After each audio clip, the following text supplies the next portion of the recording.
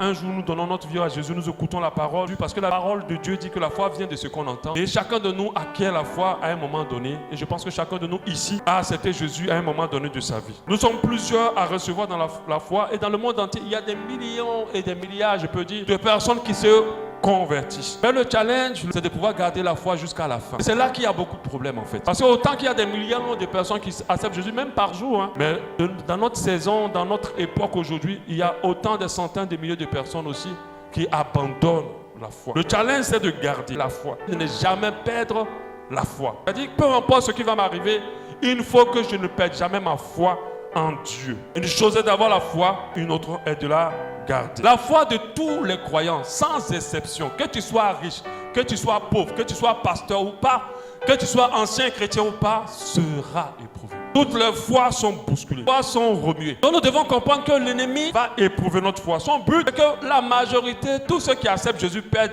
la foi en Christ à un moment donné. Parce que c'est la chose la plus importante que Jésus viendra chercher en toi lorsqu'il viendra. Ce qui importe le plus pour Dieu, c'est que tu gardes ta foi jusqu'à la fin. C'est bien de commencer avec lui, c'est bien d'avoir fait des prouesses avec lui. Mais le plus important, c'est que tu termines avec lui. La marche chrétienne n'est pas une marche de rapidité, ce n'est pas une marche de prouesse, c'est une marche d'endurance. Celui qui durera jusqu'à la fin. C'est une marche de persévérance.